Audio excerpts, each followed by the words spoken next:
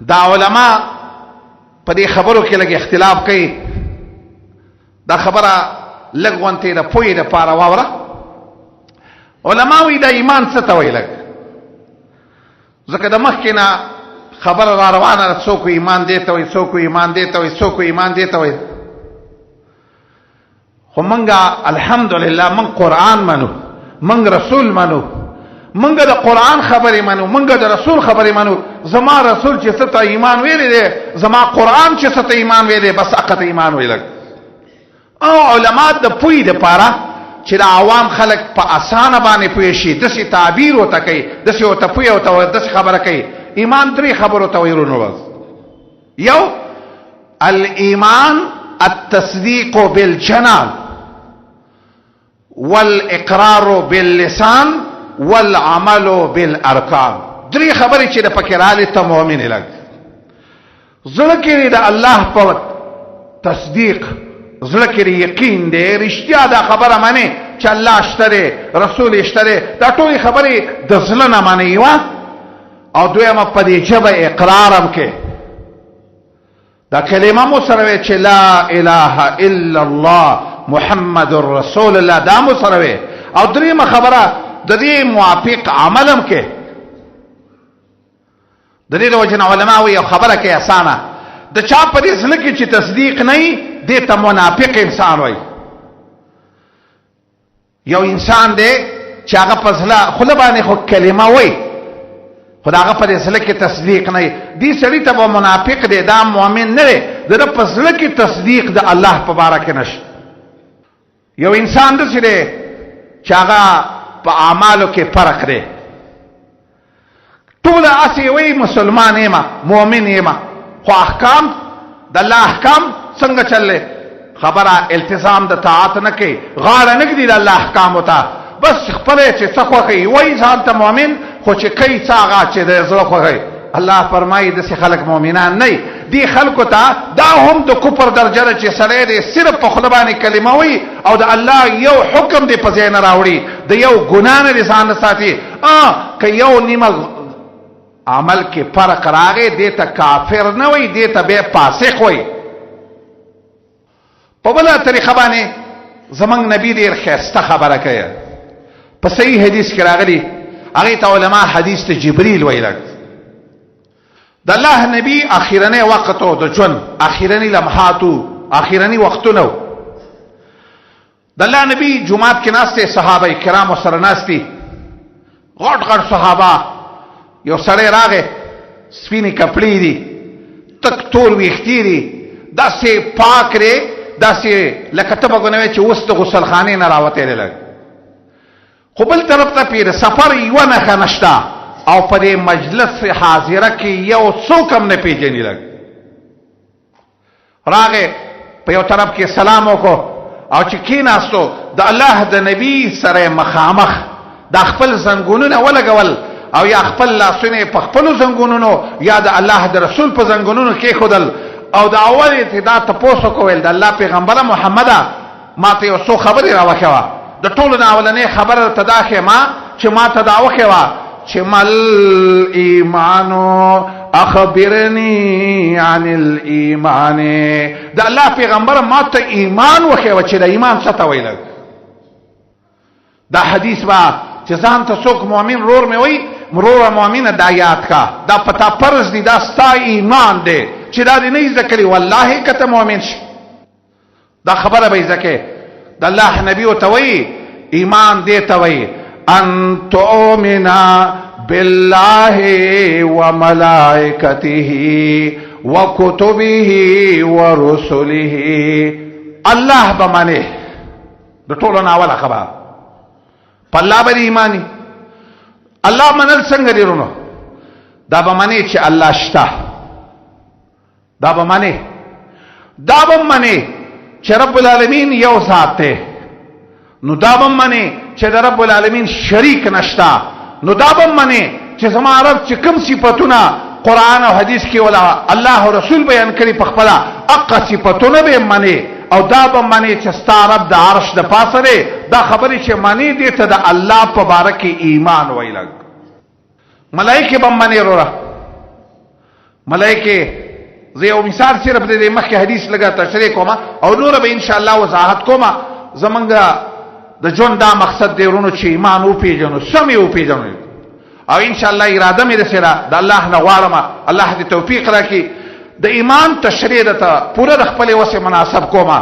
دا هم د تخیمه ان شاء الله ایمان وایسته، دا هم د تخیمه ستا ایمان به ترقی پسه کوي، دا هم د تخیمه ستا د ایمان پیدې به صحیح، دا هم د تخیمه ان شاء الله چې د دې ایمان ماتېدل او نقصان به پسه راځي، دا ایمان به ماتېږي پسه باندې. دا خبره زه په دې منبر بیا کوم، نو داسې مې نیت دی چې ان شاء الله درته وښیم چې ګورې د دې خبرو د وجې نه ایمان ته نقصان هم رسېږي. معاذ ابن جبل خپل یو ملګري ته وایي، اسود ابن هلال یا هلال ابن اسود، هغه ته وایي اجلس بنا نؤمن ساعه، ملګري لږ ساعت کښېنه د ایمان خبره کو لږ ساعت. صحابه به دا خبره کوله، هغه یو 2 منټه به کښېنو چې د ایمان خبره لږه وکړو. د ایمان خبره اهمه خبره ده، ما او ته الله تعالی دې له پیدا کړي وو، ځکه به د ایمان خبره د ټولو نه به اول دا منې الله شته، نو د الله به هر یو صفت هم منې. لږ په صحیح حدیث کې راغلی، یو مثال درته ښیم. یو سړی راغی نبي صلی الله علیه وسلم ته ویلې یا رسول الله زما یو وینځ وه، ما له غوسه راله، ماتې څپېړه ویستله او په ما باندې د یو غلا وینځ یې ازادول هم و. د الله نبي ویل تې راوله.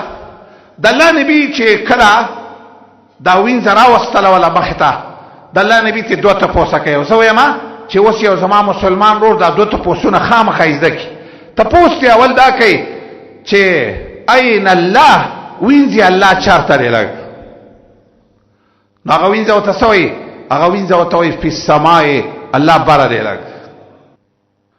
دا یو عجیبه خبره ده چې دا زمونږ په دې زړه کې پرته ده. والله چې مؤمن قطعي د هغه په دې زړه کې دا خبره ده چې رب العالمین او د قرآن او د حدیثو د 2000 نه زیات آیتونه شیخ الاسلام وایي او حدیث هغه په دې خبره دلالت کوي چې رب العالمین بره دی. لږ دا خبره به منې که نه منې؟ ته داسې اسې به وایې چې زه الله منمه، الله شته دی منمې، خو ته الله نه منې، ستا په الله ایمان نشته دی. څلور واړو امامانو یو عجیبه غوندې خبره کړې ده چې دا خبره څوک نه مني چې الله د عرش د پاسه دی، داسې سړي ته ته مؤمن مه وایه، داسې انسان ته مؤمن مه وایه، دا مؤمن نه دی. او دا خبره په قرآن کې ده. الله په دې قرآن کې وایي آمنتم من فی السماء ان یخسف بكم الارض. الله وی هغه ذات نه په امني چې کوم ذات بره په اسمان کې دی چې هغه په دې ځمکه کې ښکته نه باسي، دا هغه ذات نه به څوک خلاص کړي. کله وی آمنتم من فی السماء ان یرسل علیکم، هغه ذات چې بره دی هغه نه به څوک خلاص کړي چې د کاڼو باران د باندې وکړي. او قرآن کې خدای آیاتونه بیا راځي. ستاسو رب چې دی الرحمن علی العرش استوى، رحمان ذات د عرش د پاسه دی. لږ نو ما عرض څه کوله چې جبريل چې رسول الله ته ویل ما ته ایمان وکړه، نو رسول الله ته ویلې ان تؤمن بالله، الله به منل غواړي. لږ یو ملائکه به منې، ملائکه د الله مخلوق دی، داسې مخلوق دی قرآن کې ول الله صفاتونه کړي لا يعصون الله ما امرهم ويفعلون ما يؤمرون، د الله د احکام خلاف نه کوي. چې الله وتسوي اقا عباد مکرمون، بندگان دي د الله عزتمن دي، خزي نه دي بلکې د الله بندگان دي. او الله پر قرآن کې وایي هغه خلق چې اخرت نه مني هغه د ملائکو په باره کې عقیده دا ساتي چې کنه دا خزي دي، هغه د ملائکو ته خزي وایي. الله فرمایي اشهدوا خلقهم ستكتب شهادتهم ويسالون. ته په هغه ځای کې وی چې دا ملائک ما پیدا کول چې ته دې ته خزو نسبت کړل. ملائک به مني دا د الله، دا ملائک څوک د وحی لپاره مقرر کړي، دا ملائک څوک د باران د راښکته کول لپاره مقرر کړي، څوک داسې ملائک دي چې هغه رب العالمین ته همیشه لپاره په سجده پراته دي، څوک داسې ملائک دي چې په رکوع باندې دي، څوک داسې ملائک دي چې شپه ورځ تسبیح ذکر کوي د الله، څوک داسې دي چې مقربین ملائک دي، څوک داسې دي چې هغه الله په ټولو ملائکو باندې مقام ورکړي. دا به منل غواړي دې ته ایمان وای په ملائکو باندې. رسولان به منی. درېمه خبره د ایمان اهم جز ده، رسولان به منی. رسولان دا منل غواړي. رونو د الله په بندگانو کې څه مخلوق رسېږي په دې انسانانو کې چې هغه الله په دې ټولو رسولانو په دې ټولو انسانانو باندې الله چوک پیدا کړی او الله پر قرآن کې خپل نبی ته وایي زما نبی ما تا ته د رسولانو بیان کړي منهم من قصصنا عليك ومنهم من لم نقصص عليك د ځینې پیغمبرانو نمونه مې درته ویلي دي د ځینو مې تللي دي خدا خبره منه بیا دا به خامخا منې رب العالمین د آدم علیه السلام نه تر محمد رسول الله پورې چې تا څومره پیغمبران را لېږلي زما رب زما په هغو ټولو ایمان دی او دا به ورسره منې چې د رسولانو اخیرنی خبره اخیرنی سړی چې وو هغه څوک محمد رسول الله ما كان محمد ابا احد من رجالكم ولكن رسول الله وخاتم النبيين وكان الله بكل شيء عليما رب العالمین فرمای اخیرنی رسول به محمد معنی صلی الله علیه وسلم د دین بل رست بل پیغمبر نشته دری ایمانیات څلورمه خبره به کتابونه معنی د الله ایمان دی دیتا د ایمان ارکان موي دیتا د ایمان اقسام موي دیتا د ایمان افراد وي په اعتبار د مؤمن به سره دا به معنی سلورم ایمان ستاد ایمان سلورم جزداري کتابونه به معنی دا به معنی چې الله د دې امت د بندگانو د اصلاح لپاره د اسمان نه څه قوانین را لګري داسې کتابونه را لګري داسې صحیفې را لګري دي چې هغه کتابونو ته د مخلوقاتو یو کتابم نه رسیږي هغه کتابونه رسیږي چې په هغو کې د ټولو نه چوت کتاب چې د قرآن کریم دی چې د دې قرآن کریم قانون به همیشه دپاره د دې خبره به په دې کې تبدیل نه چلیږي په دې کې تحریف نه چلیږي په غیر د دې کتاب د عمل نه تر قیامته پورې یو ذریعه د نجات او د کامیابۍ نشته او پینځمه خبره به دی والیوم الاخر دا به منې دا نن چې څومره دنیا ده دا نن چې دا څومره بندگان دي نن چې دا څومره غرونه دي دا یو ورځ داسې را روانه ده چې د دې نظام انتها به سرته کېږي اخري یو داسې ورځ را روانه ده چې دا عرض څه به ختم شي صرف یو رب به پاتې ویبقى وجه ربک ذی الجلال والاکرام او په دغه ورځ باندې به الله دا بندگان ټول راپورته کړي او د هر سړي نه به د خپل عمل تپوس کېږي هر یو سړي سره به رب العالمین مخامخ به رب العالمین تپوسونه کوي دا خبره ده څوک جنت ته او څوک پای کې تله او پای کې میزان او پای کې دا ټولې خبرې منل چې قرآن او حدیث کې بیان شوي دې ته وایي د آخرت ایمان او اخیرنی شپږم جز د ایمان چې د الله نبی جبریل ته ښودلی و اخیرنی جز یې دا و چې ایمان بدلې په تقدیر باندې دا به منل غواړي ورونو چې تقدیر هم شته په حدیثو کې الفاظ بدل دي ځینې کې داسې راځي والقدر خیره وشره ځینې کې والقدر خیره وشره من الله ځینې روایاتو کې مره وحلوه دا خبره واوره خواږه او ترخه ښه شر او ښه دا د مخکې نه په تقدیر کې لیکل شوي د تقدیر زه لنډه غوندې خبره کوم چې تاسو په خبره پوه شئ تقدیر څه ته ویل نو تقدیر علم د الله د مخکې نه الله ته د دې هر شي چې نه دي لا موجودې کړي رب العالمین ته د هر شي د مخکې نه معلومات یوه دقه علم د الله تعالی زما استاد پیدایش د ځمکې او د اسمان د پیدایش نه مخکې 50,000 کاله مخکې بیا الله دغه علم لیکلی هم دی دا هغه سره چې کوم کتاب دی تبدیل پکې نه راځي هغه مخکنی علم د الله چې په څه کې لیکلی په کتاب کې لیکلی او دقه مخکنی علم موافق